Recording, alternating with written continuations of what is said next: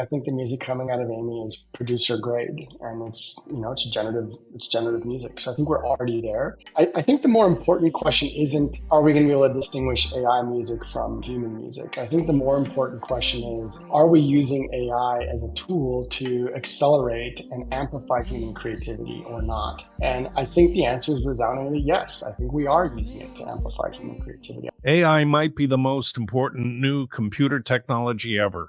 It's storming every industry, and literally billions of dollars are being invested. So buckle up. The problem is that AI needs a lot of speed and processing power. So how do you compete without costs spiraling out of control? It's time to upgrade to the next generation of the cloud, Oracle Cloud Infrastructure, or OCI. OCI is a single platform for your infrastructure, database, application development, and AI needs. OCI has 4 to 8 times the bandwidth of other clouds, offers one consistent price instead of variable regional pricing, and of course, nobody does data better than Oracle. So now you can train your AI models at twice the speed and less than half the cost of other clouds. If you want to do more and spend less, like Uber, 8x8, and Databricks Mosaic, take a free test drive of OCI at oracle.com/eye on AI. That's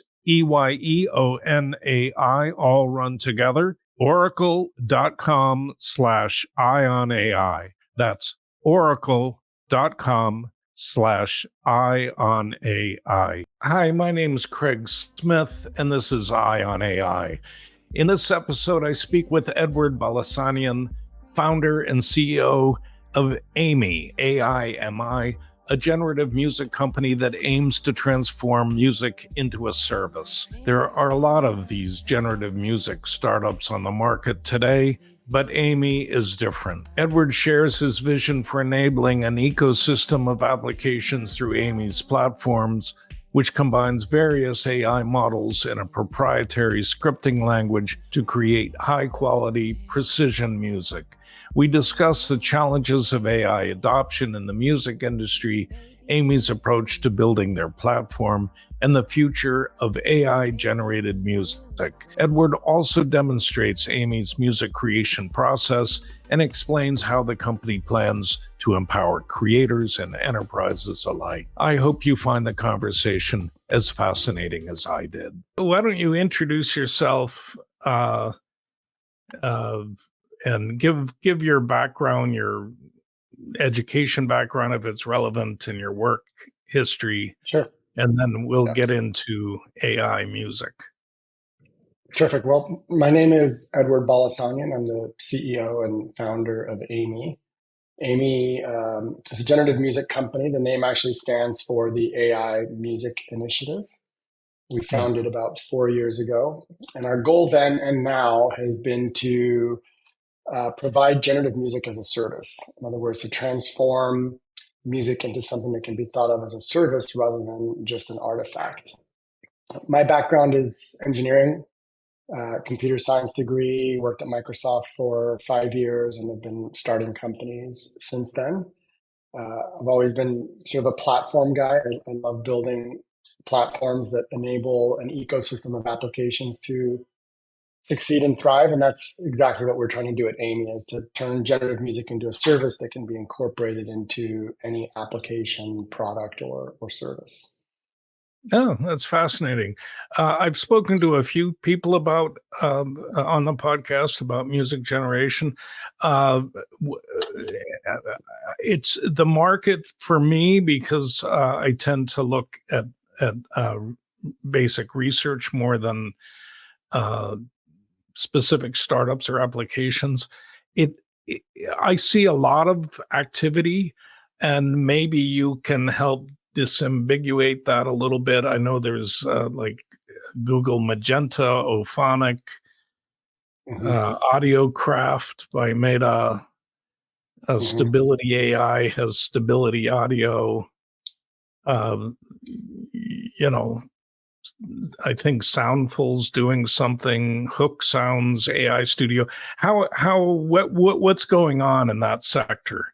Is everyone doing kind of the same thing with slight variations because it's a new market and there'll eventually be consolidation, or is everyone doing something very different?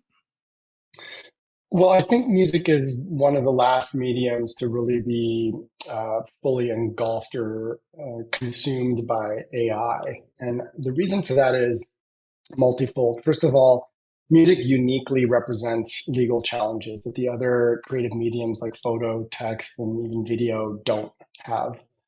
There's international body of incumbents that vigorously protect the status quo, that will vigorously enforce copyright.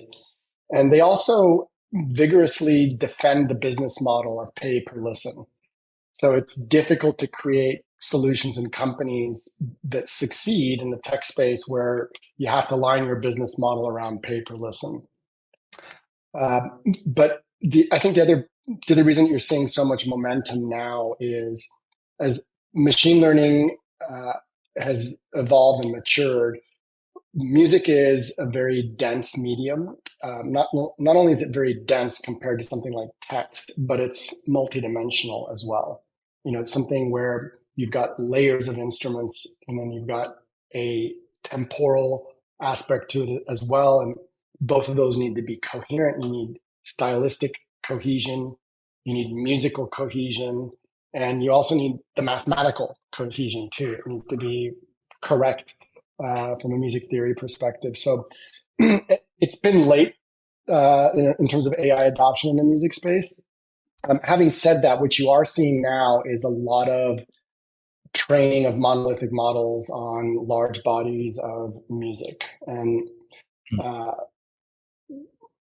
some of those models are trained on licensed content where the content was licensed specifically for training the model, and a lot of them have not been. And I think you'll see a lot of training in secret and a hope that we can kind of get away with it, if you will, building in mechanisms so that you can't identify the source inputs to these models. That's, I think, where we're at now, where a lot of these models are essentially trained on finished music. Our perspective is very different on that. We just don't think that kind of model training is going to be effective for truly creative, for true creation and creative expression in the space of music, because music is made from the bottom up. It's not made from the top down. And the best music making is done from the bottom up. When producers make music, they essentially mix and arrange audio artifacts, and they sequence these in time to tell a story. That's a big part of music making. Just like if you were a chef and you wanted to make a soup, you can't just go up and taste a bowl of soup and try to recreate the recipe. You need the recipe. You need to know what the ingredients are. So yeah, our approach is very different, but I think you're seeing a lot of sort of sameness around the training of these monolithic neural nets right now. This is using transformer-based models. It seems like a natural for transformer-based models, since they're predicting the next token. Music is note-based, and yeah. Yeah, I mean, what you're seeing is essentially these large language models that were designed for text being applied to music by essentially turning music into images that then get turned into text. So you're able to essentially transform the audio, which is very dense, into a representation as text. And then you can use a large language model to essentially generate music that way. One of the challenges you run into with this is you lose a lot of the nuance in music. And you can really quickly hear AI generated music because a lot of the nuance that goes into music making that you get from building it from the bottom up is lost when you try to replicate the finished signal by just listening to it. Yeah, that's interesting. Well, presumably you would generate individual tracks and then stack them, right? You wouldn't generate an orchestra. You would generate a violin and generate a cello and generate, Um, Well, that's the way our system works. So we actually are combining audio artifacts, sonic artifacts that are the compositional elements that go into creating music. So we're mixing and arranging small audio artifacts that we are applying effects to, that we're sequencing in time. It's very different than listening to a finished signal and then trying to replicate that sound, which is how the large language models are being trained. They're being trained on a song and then trying to replicate it. So they would listen to a symphony and try to replicate that sound. But as you just said, you're going to lose the nuance of the five violins versus the four cellos versus the piano versus the harp. That nuance is super important, and you lose it when you try to just listen and imitate the music that you're hearing. yeah, I had the founder of Soundful on the podcast probably a year ago, and they had sampled individual notes on individual instruments. They'd built up this massive library of individual notes of individual instruments and trained a model on that. And then the model combines those individual notes and then individual instruments into a composition. Are you guys doing something similar?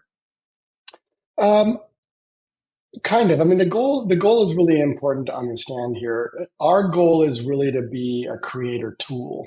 And when I say a creator tool, we want professionals all the way to amateurs to be able to make music. And that means giving the professionals the kind of creative input they need into the composition of the music.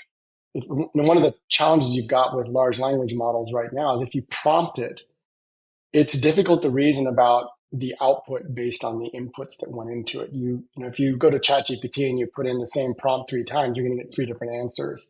Yeah. And it's difficult to have the kind of creative input into that you want. And what we wanted to do is really provide a system that would give you that kind of creative input without without making it too complicated for those who just want to say, I need a hip hop song that's 2 minutes and 35 seconds. And I want it to have the last 4 seconds tail off in an outro. So we want to give you the kind of input that you need based on your skill level, but not relegate you to watered down music just because you're, a novice or a pro. Yeah. And are you in your training data, is it individual notes or individual tracks? I mean, I haven't. I was reading recently about what is the unit of audio, and it's I think it's called a sample. Is that right? Yeah. Yeah, we use a lot of different kinds of audio artifacts. Samples are some of them, and we actually believe that in a lot of cases you want a sample to reflect human creation, like someone singing. We call those hero samples. Sounds that need and should be human because the human being created them with emotion and flaws, imperfections. That's part of what makes music beautiful. So we do use a lot of audio samples. We also have generative instruments that can play along with other samples, and these are programmatic instruments. So there's a lot of different kinds of audio artifacts that we're using at runtime, and we have a programming language called Aimi script, which is essentially a programming language for generative music. That programming language is mixing, mastering, and arranging music in real time, like a producer would. And our models generate that script rather than trying to generate the music. They generate. Say that again. They generate that. Yeah. So think of Aimi script as the way you describe a recipe, right? Yeah. So instead of trying to train our model to make soup, our model creates recipes. And then we have a programming language that executes that recipe. So we don't have to train our models to create finished music. Instead, we train our models to generate these recipes, and then these recipes generate the music. It also means that we're able to execute and generate music orders of magnitude more efficiently in terms of CPU utilization and time because we're executing highly optimized TypeScript code that's the basis for Aimi script. I see. And when you said that that you convert sound into text, and then a language model generates a string of text that then is decoded into sound, is that right? That's not what we do. Oh, That's kind of typically how large language models are I being see. used I see. to train monolithic neural nets. So you essentially, large language models are really good at text. I mean, that's what they're designed for, right? That's why they're called large language models. So you essentially, the exercise is to transform audio Mhm. into text. And you can do that by turning it into these visual representations and then turning the visual representations into textual representations and then training the model on the text. So if that's what are you guys doing that's different from that?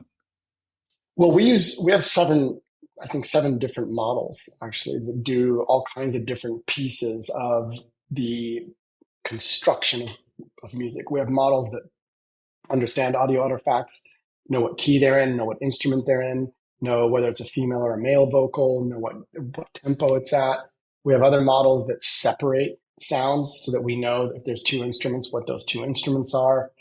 So there's a lot of collaborative models that work together to provide the framework that our scripting language can then use to generate the music.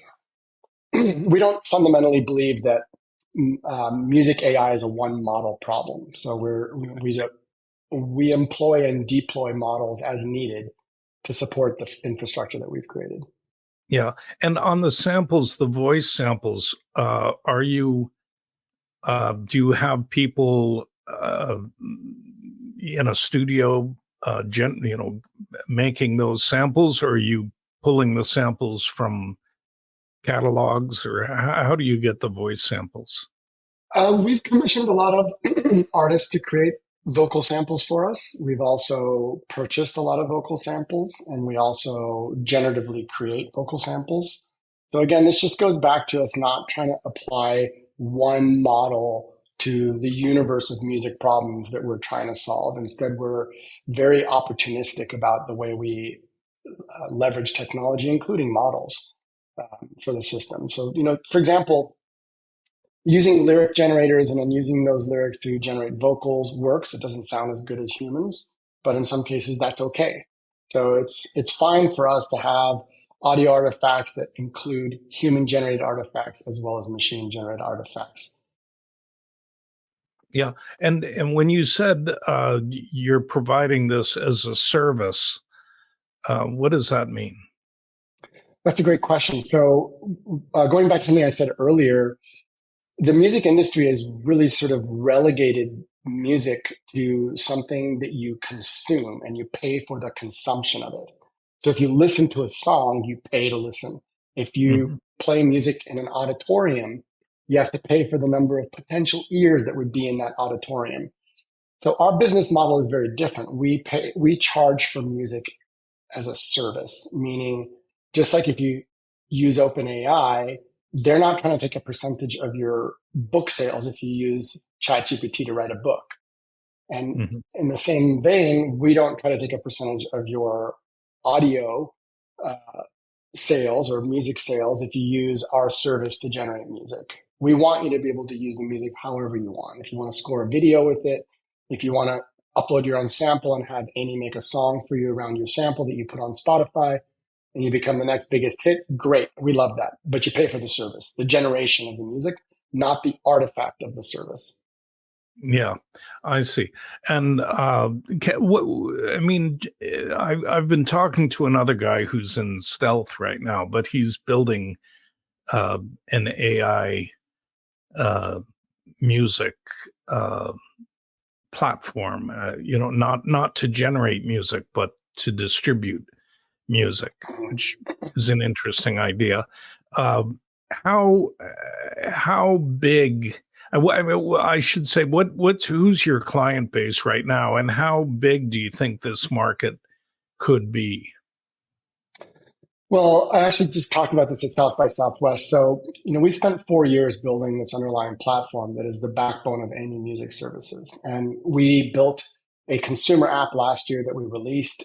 We built it mostly to show off the power of the system. We're not in the consumer, direct to consumer business, but you can download the app and listen to free music on it. And the music's great. Now we're releasing Aimi Music Services, which is the service that powers it, so anybody can incorporate generative music as a service. And one of the things I talked about was this market has been slow to form, and it's not because of a lack of opportunity. I mean, music cuts across so many different industries. Gaming, social media, content publishing, video production, it's everywhere, automotive.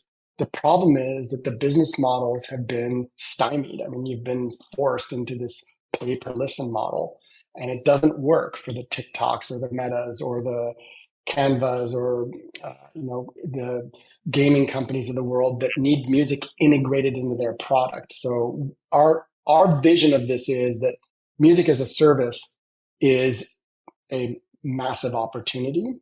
And by not trying to compete with published content, because we're not trying to replace Taylor Swift. Taylor Swift and Drake and The Weeknd are always going to have a place. People want that human connection, but sometimes you just want audio for your video that you're going to upload on TikTok. And you don't want it to be Taylor Swift. You want it to be something uniquely created for your video. And that's where I think generative music can really play a role, and where music as a service really can fit in. Yeah. And as a service, you mean that creators they subscribe to the service, and then they can generate X number of hours. I would imagine their tiers. Is that what you mean by service, or is the service that's exactly what I mean? Okay, it's not that you have you plug in Aimi's API and you can too. So you we can have both. in on the API, and you can integrate different music that's on offer into what your project, or is the API just pulling the music creation interface into your system? Yeah, the music services is offered in 3 different versions. One is the pro version, which is designed for creators. It's a website. You log in, you have a conversation with Aimi, and Aimi will make you music. You can upload your own sample to it. It'll build music around your sample, and you can see the construction of the music. You can actually interact with that construction, or the composition, I should say, which allows you to have a lot of creative input. So this is designed for amateurs all the way to pros who want to make music and they don't want to spend hours or weeks inside of a digital audio workstation. Separately, the same service is available by API to enterprises. So the TikToks of the world can integrate this directly into their platform and seamlessly include generative music for their creators. So if you're uploading a video, you can score your video very precisely with music that's exactly the right length and that follows the arc that you want. And then last, we also have what we call live streams. And these are just internet audio streams that you can integrate directly into your product when you want zero configuration. You don't get the input into these that you would otherwise have with our API or our Pro tool. But for a lot of our customers, which actually are our initial customers right now, these live streams give them a way to just integrate in continuous streams of music that's not repetitive. It's high quality, and you can just leave it on. You can play it, 24 hours, 7 days a week, and not get tired of it.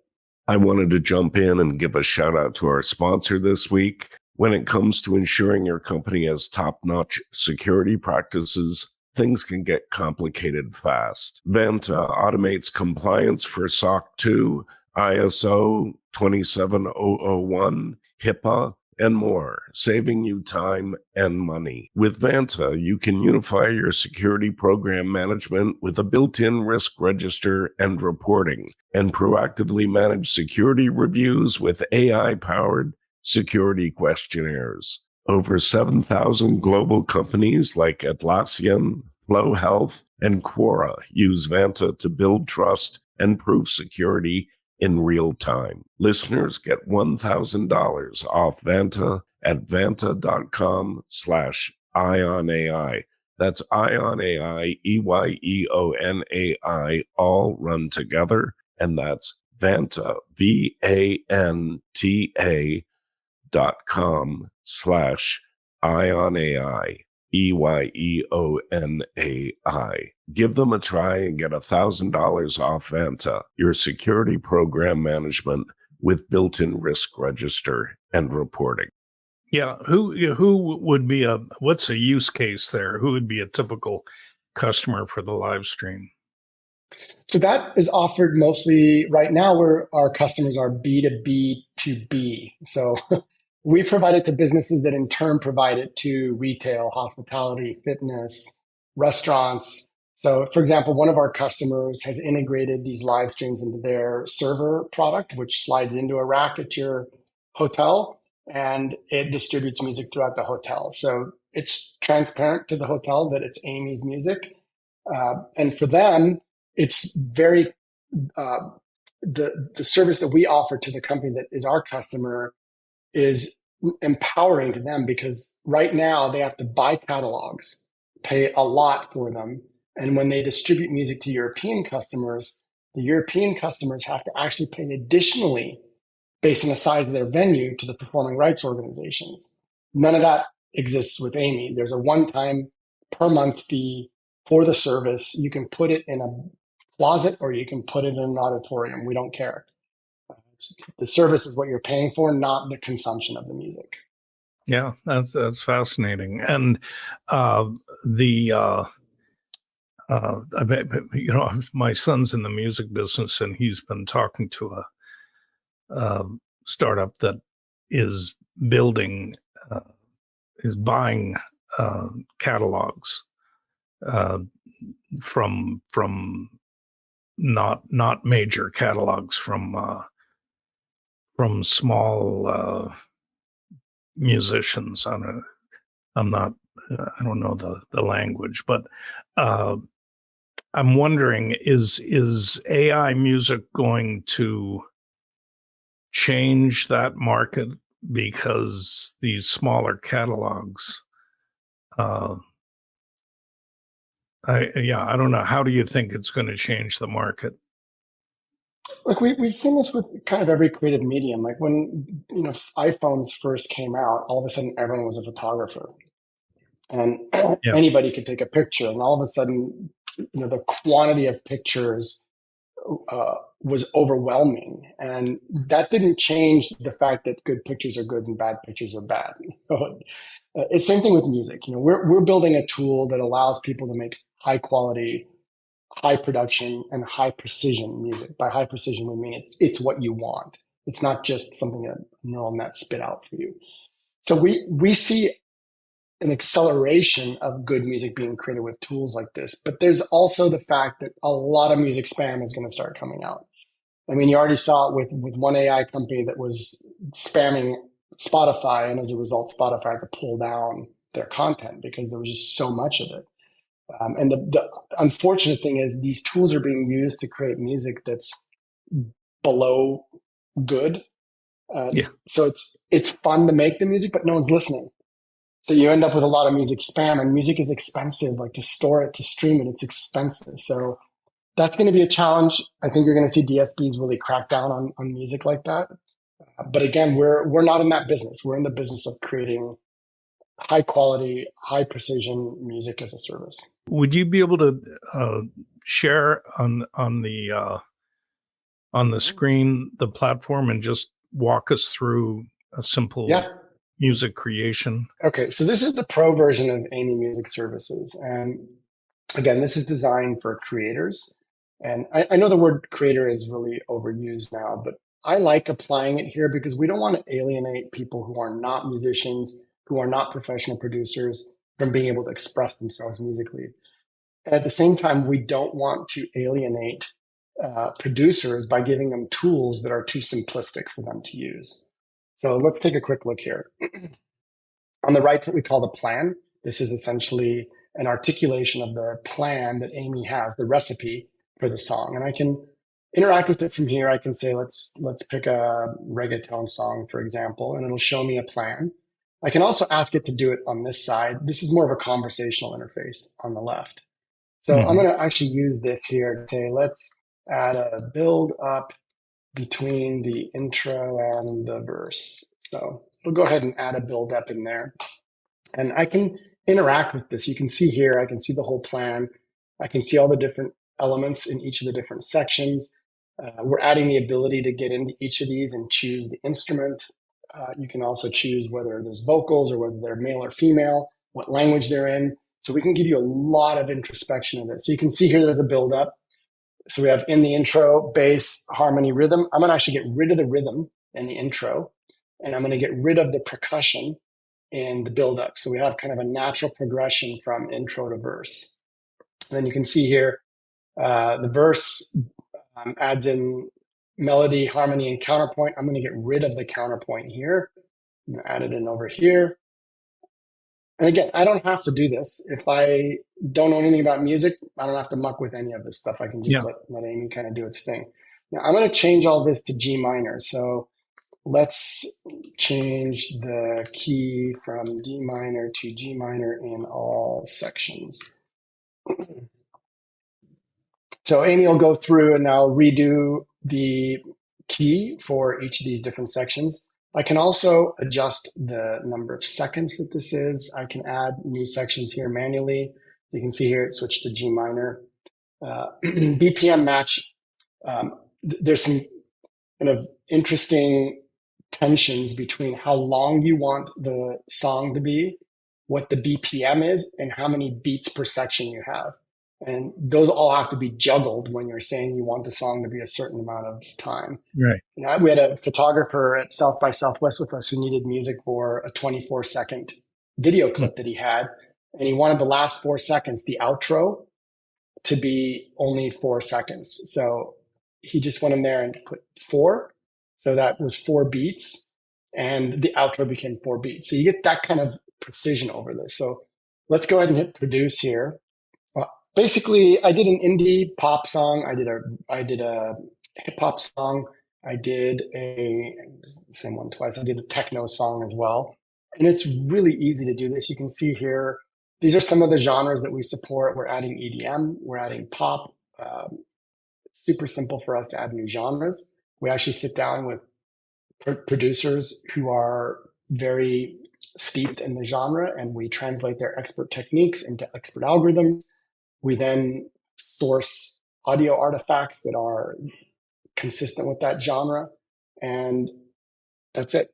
Within a few weeks, we've got a new genre that we can generate music in. And when we have these audio artifacts, we're actually able to expand the universe of sounds just by using our own generative AI to replicate those sounds. So we can go from a small number of audio artifacts to a large number very quickly and support a massive range of music for any one of these genres.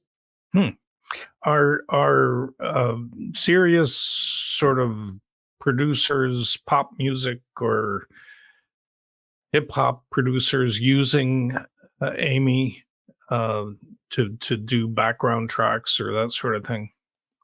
Well, this just got released at South by Southwest. So we are in the process of getting this out into the hands of, we've worked with close to 200 plus artists over the past couple of years. They are effectively our audit committee, if you will. And one of the things that was really important to us is not to release Aimi until the sound was good to great. And they were the litmus test. Until they gave us the thumbs up, we weren't ready to pronounce this as being ready for consumption. So this is now in beta. We're providing this to our artists. As I said, they can also upload their own samples. And a lot of our artists are focused more on the creative elements in samples than they are in trying to make arrangements, which is very tedious and oftentimes very prescriptive. If you want to make a song for Spotify, there's a specific formula that you need to follow. And that's not the fun part. The fun part is coming up with the cool melody or the cool bass line or that amazing drum beat. And those are the fun parts. And you can add that audio to this and place it anywhere in here you want. And Aimi will build a song around it for you. Are there this will music generated by Aimi will be uploaded to Spotify and the various music platforms? Is that right? Yeah, that's correct. So we're going to allow people to use this music for whatever they want. Now, there are a couple constraints and restrictions. You cannot copyright the output of Amy.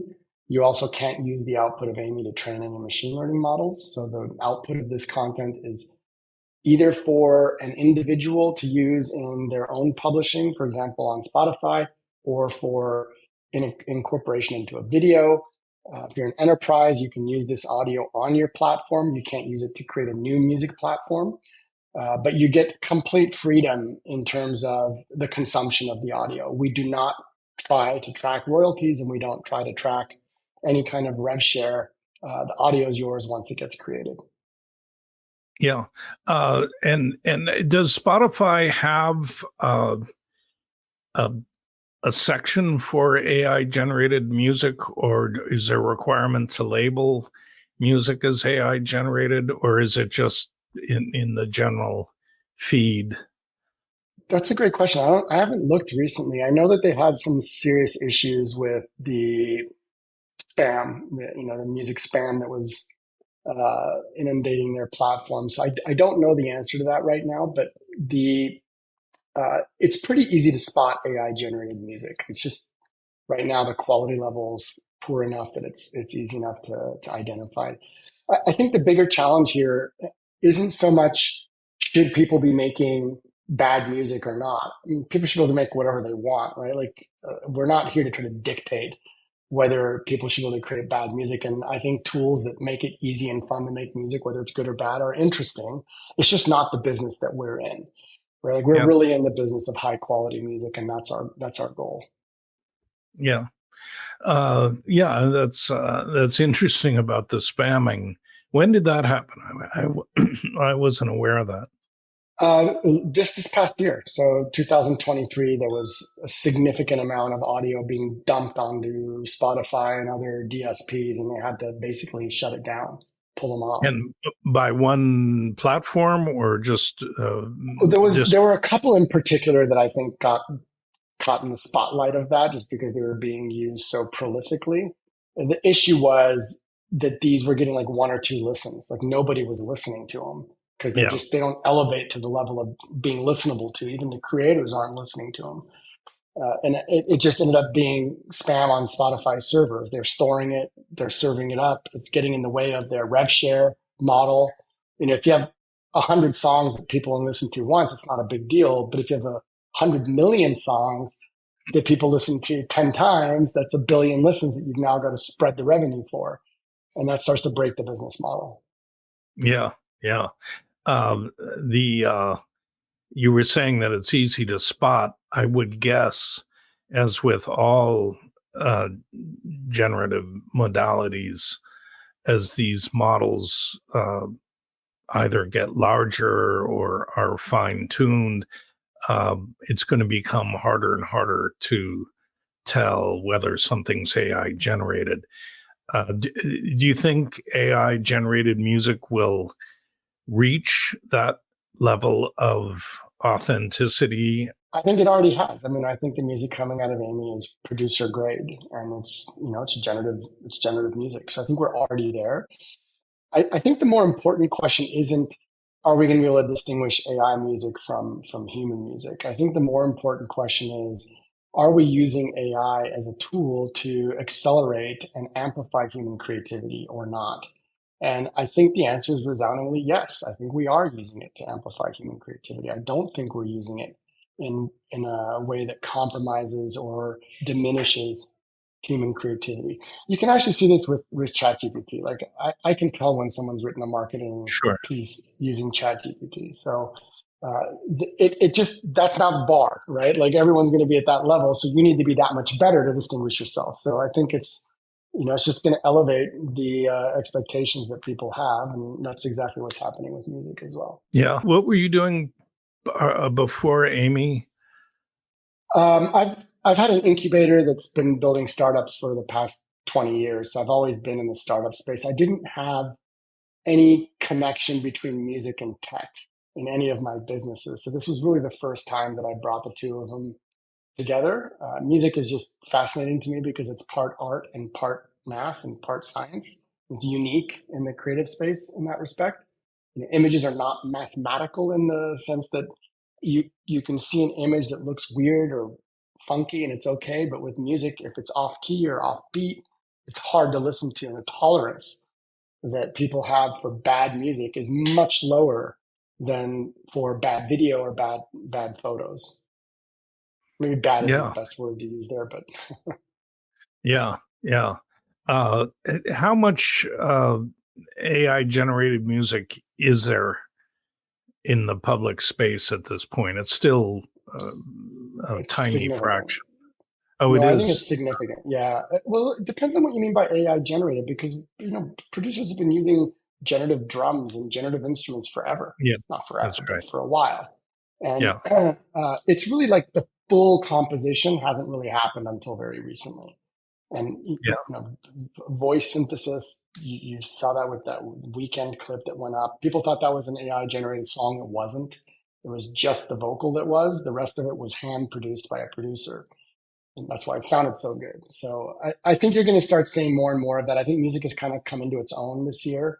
Last year when we were talking to customers, everyone was very nervous and scared. This year we're getting an overwhelming amount of customer outreach. We don't even have a sales team because people are coming to us at this point.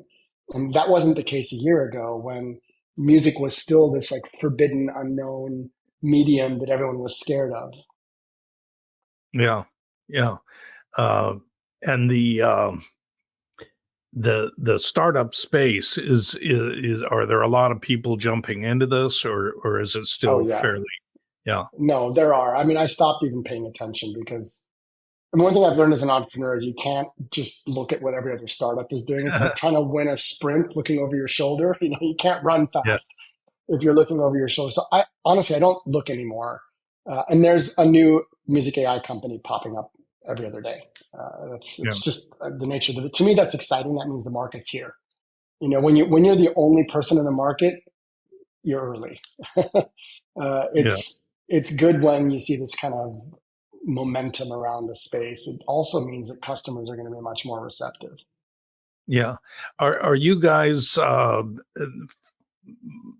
of following the ladder of models as they become bigger and better? Oh yeah, absolutely. We have some of the smartest AI people in the world working at Amy. And they've Yeah. been, working on generative music and generative AI for decades. So this isn't a new topic for them or for us. We started 4 years ago. We're always on top of the latest developments in the AI space, and we use models, as I said, opportunistically. And we have 7 of them now, and we'll have more of them as time goes on. We see the use of AI as part of a bigger picture. That's our story, and that's always going to be the case. Yeah. Are you guys building a foundation model, or you're relying on third party? We haven't needed to build a foundation model. There's enough open source models out there that we're able to leverage. We've developed some of our own models for specific things like MIDI transcription, instrument classification, things like that are unique to us, and we have best in class technology for that. But we're not going to build a large language model. We're not going to Yeah. build a foundation model like that. Yeah. I mean, the reason I ask is I've been talking to people about code generation, and Hmm. as wonderful as the big models are in generating code, they're still kind of wonky because they're not trained on a curated data set of clean code. They're trained on Yeah, everything. on There's a everything. lot of Yeah, junk in there. yeah. That's the So data if set problem. Same thing with music. Yeah, but those models are already trained. You can fine tune them, but you can't untrain them. But if you build a Can't model from untrain them. scratch with a highly curated, very clean data set, it's just going to be that much better. Yeah, And I all of can our see, models are. All of our yeah, models are. We don't use any models that have been trained on any material because we don't know the data provenance. We don't know legality or ethicality of the data that was used to train those models. So all of our models are trained on data that we have absolutely clear records on the data provenance. Right. But if you're building off of public language models, those already have training sets that are opaque, right? Yeah, we don't. I see. So you're using open source models that you can train from scratch? Correct. Yeah. Our models are all trained from scratch precisely because of the data set problem. Like we need high quality data, we need legal data, and we need ethically sourced data. And all three of those matter. And as you know, you can't really reason about the output of a model and try to figure out what input led to that output. So you can't retroactively try to go and fix these problems with these models. So we've been very careful up front about not incorporating any data in training any of our models that we don't have absolute confidence in. Are there any well-known hit songs, or I mean, you mentioned The Weeknd out there that have used Aimi that I could point to? No, not yet. I mean, that's as I was mentioning, we just released this, so hopefully you'll start seeing some more quality content being uploaded by people. But the examples I'll send you, you'll see they're pretty impressive. Like the level of polish in these songs is remarkable. Yeah. And on the vocals, is it just harmony, or can you have them generate you mentioned lyrics. I mean, someone singing specific Both. lyrics. Yeah, both. So this goes back to the comment I was making about being opportunistic. We have vocal synthesis models that can take lyrics and generate audio from those or vocals from that. We have real human recorded samples as well. We have the ability to do generative instruments, which can play along with other audio samples. So it's a combination of what we call audio or sonic artifacts being mixed, arranged, produced, and generated in real time to match the brief that the user has given us. Is there something that I haven't asked about that you think listeners should know? No, I thought this was great. I'm very appreciative of the time. As I did mention, we've launched Aimi Music Services, so it's available in beta now. If your listeners want to go to our website, they can learn more about it there. Our consumer app is also available for download from the App Store and also from the Google Play Store. Those are really fun apps that kind of show you the value of generative music and how you can turn it into an interactive medium. And then we'll have hopefully some announcements shortly about enterprise customers that are using our technology to provide music into their platforms. Okay, and the app is just a limited platform compared to the online platform and the desktop, or? Yeah, the app is really designed to be a fun way to explore music for super fans, especially with electronic music. So you can download the app, you can explore these different experiences, and when you hit play, Aimi starts making music from scratch in a specific genre. And you can give Aimi feedback in real time to help it understand what you like. So it'll start mixing and arranging and producing music that matches your tastes. Yeah. Well, I'll give it a try. That's it for this episode. I want to thank Edward for his time. If you want to read a transcript of today's conversation, you can find one on our website, Ion AI. That's EYE-ON.ai. In the meantime, remember, the singularity may not be near, but AI is changing our world, so pay attention.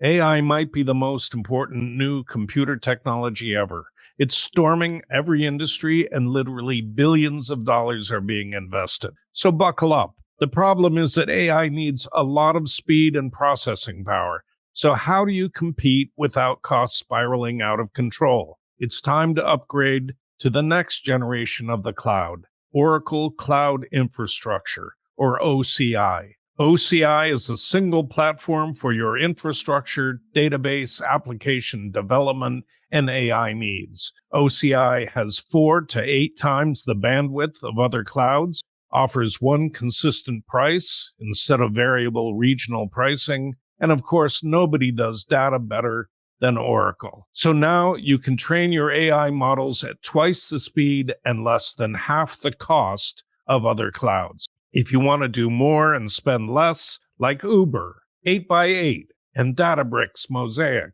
take a free test drive of OCI at oracle.com/eye-on-AI. That's EYEONAI, all run together. Oracle.com/eye-on-AI. That's oracle.com/eye-on-AI.